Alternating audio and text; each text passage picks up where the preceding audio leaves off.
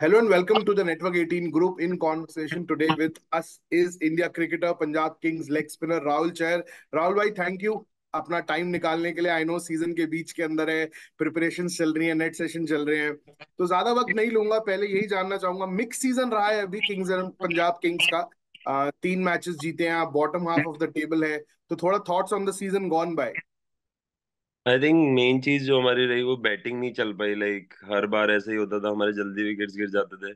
और जब जब हमारे जल्दी विकेट नहीं गिरे, आई थिंक वो वाला मैच हम जीते हैं। तो आई थिंक बॉलिंग तो हमारी पूरे टूर्नामेंट में सही रही है, फिर या बैटिंग में तो इशू रहा था। बट लास्ट मैच में जो किया बैट्समैनों ने, या सो बता दिया दुनिया को क्या कैपेबिलिटी है हमारे बैट्समैनों की। बिल्कुल बिल्कुल। और मतलब ऐसा भी नहीं है कि बहुत डिसअपॉइंटिंग सीजन रहा हो, कहीं ना कहीं थोड़ी फ्रस्ट्रेशन ये थी कि काफी क्लोज गेम्स थे, तो जो शायद क्लोज हो जाते तो आज आप लोग शायद टॉप 4 के कंटेंशन में रहते। जी जी बिल्कुल। एज अ मैनेजमेंट ऑल्सो जब भी बात होती है तो वो यही बोलते हैं कि क्रिकेट हम अच्छी खेल रहे हैं, बिकॉज अच्छी खेल रहे हैं तभी इतने क्लोज मैच जा रहे हैं हमारे। हर मतलब चार चार मैच हारे हम लास्ट ओवर में। तो आई थिंक या वही, अगर जीत जाते तो हम कहीं टेबल पे कहीं और होते। तो वही बात होती थी, क्रिकेट तो अच्छी खेल रहे हैं, सिर्फ वो छोटा सा मोमेंट है वो ब्रेक करना है। तो कहीं ना कहीं ग्रुप के अंदर भी थोड़ा रहेगा, क्योंकि शिखर धवन आपके यूजुअल कैप्टन थे, अब वो इंजर्ड है, नहीं खेल पा रहे, तो कहीं ना कहीं थोड़ा वहां भी अपसेट माहौल रहता है कि रेगुलर कैप्टन नहीं है। तो उसको भी आप लोगों ने ओवरकम करा है और इतनी अच्छी ब्रांड ऑफ क्रिकेट दिखाई है। तो कितना डिफिकल्ट रहा है ट्रांजिशन वो from Shikhar Dhawan to Sam Curran leadership की, अगर मैं बात करूं तो। आई थिंक होता है, थोड़ा तो प्रॉब्लम आती है स्टार्टिंग में, बट लास्ट ईयर भी सैम ने कैप्टनसी की थी तो आई थिंक ज्यादा चेंज नहीं हुआ।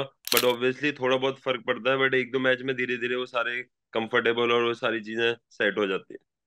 तो राहुल पहले थोड़ा अपना अपने बारे में बताओ यार, इस सीजन कैसा रहा? 4 गेम खेले हो, उतना विकेट्स नहीं रहा, बट ये तो सीजन ही सबका ऐसा है एकदम।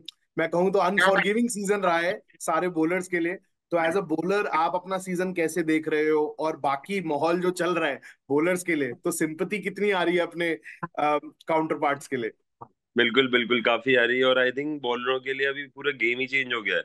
पहले होता था कि बीच में मतलब बैट्समैन रुकते भी थे, स्पिनर्स पे एंड में जाके मारते थे और पावर प्ले मारते। अभी तो हर बॉल पे मारता है। पहले बैट्समैन आके टाइम लेता था, 10 बॉलें लेता था, बट अभी वो है ही नहीं। तो आई थिंक अभी विकेट से ज्यादा अहमियत रन रोकने वाले बॉलर की हो गई है, जो अपने 4 ओवर 30 रन के अंदर निकाल दे। तो या मेरा फोकस यही रहता है जब भी मैं बॉल डालता हूँ कि विकेट नहीं, अपने रन रोकने की कोशिश करूँ।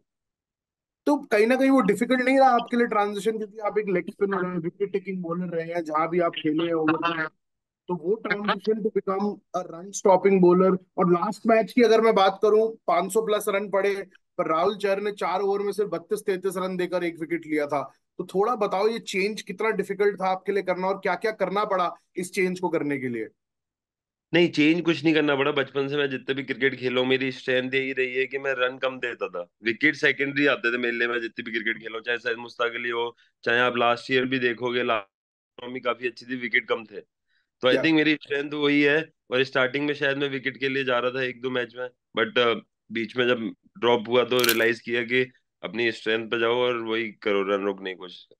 या सो वही थोड़ा माइंडसेट का कितना डिफरेंस रहता है जब आप, अभी आपने कहा आप इकॉनमी मतलब शुरू से ही रोकते आए हैं, तो अब जैसे इम्पैक्ट प्लेयर आया है, दोनों तरफ से इतना अटैकिंग क्रिकेट चल रहा है, तो माइंडसेट एज अ बॉलर कितना स्ट्रांग करना जरूरी है? आई थिंक बहुत इंपॉर्टेंट है आपको गैस करना है बैट्समैन क्या करने वाला है। आप या जब तक बैट्समैन को गैस नहीं करोगे, बैट्समैन के दिमाग के साथ नहीं खेलोगे, तो आजकल ऐसा है कि हर दूसरी तीसरी बॉल पे कनेक्ट हो ही जाती है बॉल। तो यू हैव या टू बोल like a different ball, you can't बोल लाइक कंटिन्यू सेम बॉल, क्योंकि फिर उसमें 6 बॉल में से एक दो पे लग ही जाएगा। तो राइट। आप लाइक फॉर एग्जांपल कभी as a leg spinner wide ball फेंक दी, एकदम लेग स्टंप पे ऊपर फेंक दी, यॉर्कर फेंक दी, उसको एलिवेशन ना मिले। तो बहुत सारी चीजें डिफरेंट डिफरेंट करोगे तो आई थिंक थोड़ा आसान हो जाता है काम। तो अभी जैसे आपके कैंप के अंदर सुनील जोशी जी हैं, farmer India cricketer, legend of the game, तो उनके साथ किस तरीके की डिस्कशंस रहती है now that the game has evolved so much? तो आप उनसे कितना सजेशंस लेते हो और कैसा टिप्स मिला है? फिर आप ऑफ सीजन में कितना काम करते हो, जो काम आप उनके साथ अभी ऑन सीजन कर रहे हो? नहीं, ऑब्वियसली इज वेरी, मतलब बहुत हेल्पफुल है। मैच से पहले वगैरह सब कुछ हम ही बैठ के प्लान करते हैं एज ए स्पिन ग्रुप। तो जो भी सिखाते हैं वो as a wicket taking option ही सिखाते हैं, कि वो मेरे को हमेशा यही बोलते हैं कि लेग स्पिनर काम होता है विकेट लेना। बट मैं डिफरेंट माइंड सेट से सोचता हूँ, और आई थिंक जब लो स्कोरिंग मैच होगा तो वो चीजें काम आएंगी, जब अटैक करना पड़ेगा बैट्समैन को। राइट, तो आप भी जैसे हरप्रीत बरार आपकी टीम के अंदर हैं, तो एज अ ग्रुप आप दोनों जब बॉल डालते हो तो किस तरीके का कॉन्वर्सेशन रहता है? क्योंकि फास्ट बॉलर्स का कहते हैं कि दे हंट इन पेयर्स, हमने देखा है। अब जैसे दिल्ली कैपिटल्स की अगर बात करूं, अक्षर पटेल कुलदीप साथ में टैंडम में डालते हैं, तो ऐसे आप टैंडम में डालना दो स्पिनर्स का कितना इंपॉर्टेंट है? लाल बॉल में तो हमने देखा है राहुल, अश्विन है, जडेजा है, ऐसे बॉलर्स जो पार्टनरशिप बॉलर्स है, तो टी20 के अंदर कितना अहम रोल रहता है दूसरे एंड से बॉलर क्या कर रहा है? ऑब्वियसली काफी काफी अहम रोल रहता है, स्पेशली फॉर एग्जांपल अगर मैंने पहला पहला ओवर डाला बरार से या बरार ने मेरे से पहले डाला, तो हम दोनों एक दूसरे के पास जाते हैं, पूछते हैं विकेट कैसी खेल रही है, क्या लगता है तेरे को, टर्न हो रहा है, क्या करना चाहिए। फॉर या एग्जांपल कुछ विकेट होते हैं इन पे लो रह रही है बॉल, उस पे लेंथ क्या रखनी है, किसी पे बाउंस हो रही है उस पे लेंथ क्या रखनी है। तो ऑब्वियसली कन्वर्सेशन ज्यादा इंपॉर्टेंट है मेरे ख्याल से। तो जैसा लास्ट मैच था जहां सिर्फ मारी पड़ रही थी दोनों एंड से, वहां पे कैसी बात होती है कि पहले तू डाल, पहले तू डाल? नहीं, लास्ट में जो बात नहीं हुआ क्योंकि आई थिंक बरार ने बहुत लेट बॉलिंग स्टार्ट किया था। ये गेम अराउंड 12th ओवर, तब तक मेरे ओवर खत्म हो गए थे शायद। अच्छा, तो अभी राहुल आप डोमेस्टिक सीजन खेल कर आ रहे हो राजस्थान के लिए। फर्स्ट क्लास एक ही मैच खेल पाए, पर व्हाइट बॉल आपने मेजोरिटी अपना इस सीजन खेला है। अब बीसीसीआई का भी डायरेक्टिव आ गया है कि सारे प्लेयर्स को जब वो अवेलेबल हैं डोमेस्टिक क्रिकेट खेलना है। सो एज अ बॉलर आप इस डिसीजन को कैसा मानते हैं, इस डायरेक्टिव को? और कितना हेल्पफुल आपको लगता है ये बॉलर्स के लिए रहेगा? क्योंकि इस सीजन अगर मैं देखूं, जो बॉलर्स फर्स्ट क्लास या रेड व्हाइट बॉल खेलते हुए आए हैं, उनका रिदम अलग ही लग रहा है इस सीजन। तो आपको लग रहा है बहुत इंपॉर्टेंट है सीजन से पहले वो क्रिकेट भी खेलना? बिल्कुल बिल्कुल, बहुत इंपॉर्टेंट है। लाइक मैं 2019 वाला जब सीजन पूरा खेला था, तो मेरी रिदम अलग ही चल रही थी क्योंकि मैं पूरे सीजन में 700-800 ओवर डाल चुका था रणजी में। तो आई राइट। थिंक बहुत फर्क पड़ता है रिदम का उसमें। और मैं दुनिया को बताना चाहता हूँ, मैं 3 साल से रेड बॉल इसलिए नहीं खेल पा रहा, मैं इंजर्ड हो गया तीनों बार। लोगों को करेक्ट। लगता है कि मैं जानबूझ के नहीं खेल रहा है या ड्रॉप हो गया, ऐसा कुछ नहीं। मैं तीनों हाँ। साल injured हो गया। 2 बार मेरे बैक फ्रैक्चर हो गया, इस बार शोल्डर में इशू था, तो मैं एनसी में था पूरा राइट राइट, तो वो 2019 वाले अगर दौर की अब बात आपने छेड़ ही दी है, मैं नहीं चाहता था उस पीरियड में आपको लेकर जाना, क्योंकि अब वो निकल गई बात, बट ठीक है, अब आपने छेड़ दी, चेहरे पे मुस्कान भी आ गई है। तो थोड़ा उस पल को अगर जीना चाहोगे यार, जब सब कुछ एकदम, आपने कहा 700-800 ओवर डाले, एक अच्छा आईपीएल सीजन रहा, इंडिया के लिए खेले, बट उसके बाद चीजें क्या लगता है आपको? इंजरी के चलते थोड़ा ऐसा हुआ कि रिदम ब्रेक हुआ, कंसिस्टेंट गेम टाइम कम हुआ और थोड़ा आउट ऑफ रेकनिंग हो गए?